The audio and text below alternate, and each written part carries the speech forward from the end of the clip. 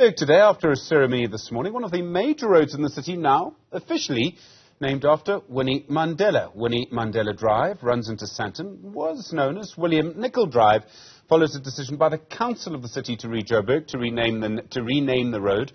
Although people have been asking questions about why it was named after William Nicol in the first place for so many years. Paul Berkowitz is the director at Third Republic. Paul, good afternoon to you. William Nicol was an apartheid ideologue. He pushed propaganda for segregation.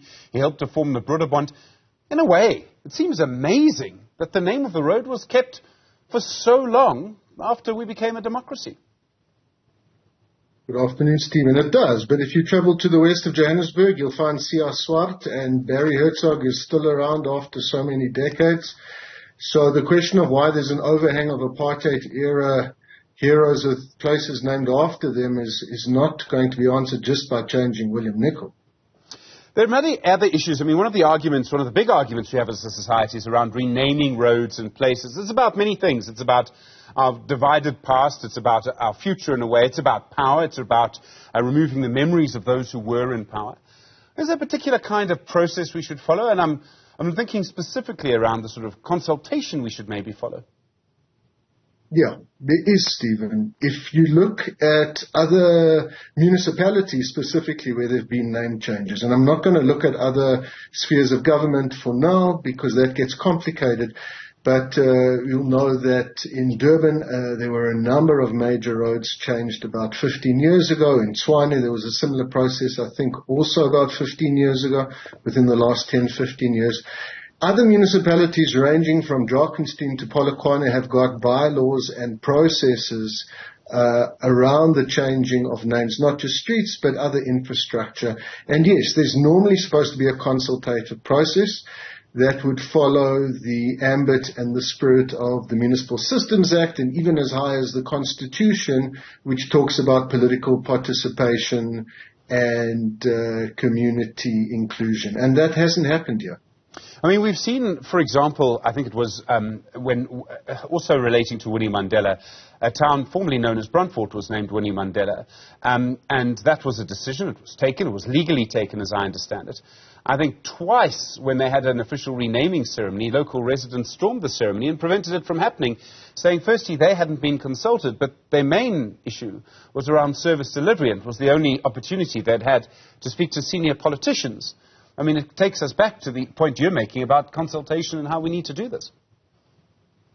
Well, Stephen, as you'll know, the current administration in Johannesburg, at least as far back as February this year, when the so-called Government of Local Unity, including the ANC, the EFF, Patriotic Alliance, Good, and a few other small parties, when they came into power, what has been a very clear trend of the current administration is a complete disregard for public participation. And we can argue over whether name changes are important or not, or whether they cost money. They have happened all over the country, and they're happening here today. But for me, what's more serious is that during the budget preparatory work and the IDP consultation process, the mayor and most of the mayoral committee was missing in action. So this is just the latest ad hoc decision taken by the city of Johannesburg without consultation, without consideration. While the street is being renamed and the ceremony is ongoing at the moment, there's a group of residents in South Hill that have been waiting for more than an hour for the Minister of Water and Sanitation to address them about water issues and service delivery problems they've had. And of course the mayor is not there. The mayor chooses his own priorities. It's quite an interesting conversation around, and I sometimes wonder if maybe one of the great mistakes, maybe failure is too strong a word, but mistakes of the sort of post-1994 dispensation is that we haven't worked out a kind of process to change a name that would include consultation, include various things.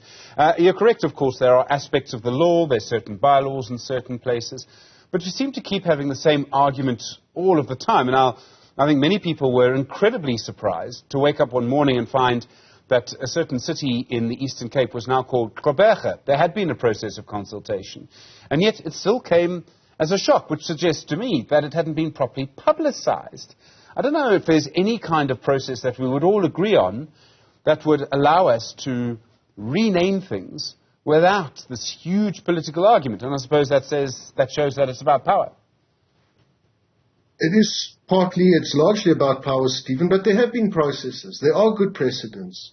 When eThekwini Metro in the city, which incorporates the city of Durban, when they changed a number of main roads, as we've spoken about, there was a consultation process. Whether it was extensive enough, whether everyone felt satisfied by the process, that will never be resolved, but there was a process. There was public participation.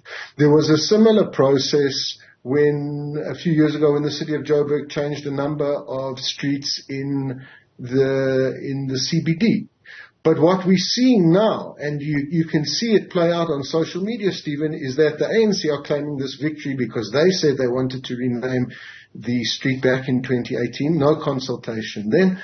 And the EFF are, of course, also laying claim to Winnie Mandela's memory. What is striking me is that this, like so much that's happened in the city of Johannesburg, has been ad hoc, has been politically expedient, has been without a consultation process. Normally, when in the past at least, when there have been name changes, it's been more than one street at a time. There's been consultative processes that have been happening in the best case scenarios. It hasn't been one street at a time. It hasn't been a motion that's tacked on to the council at the last minute. It hasn't been a case that council minutes haven't been published on an official Metro website for months. But everything that this administration has done has been on the fly and without any consideration for the public. So that's a separate but intersecting issue about whether we should change street names or not, or keep old ones. And I think it's more important that the city and the council has shown that they don't really care about due process, and they don't care about doing things the right way or following the legislation and the bylaws that they're responsible to follow. Paul Berkowitz, thank you, Director at Third Republic. Do appreciate the time this afternoon. Many conversations, of course, around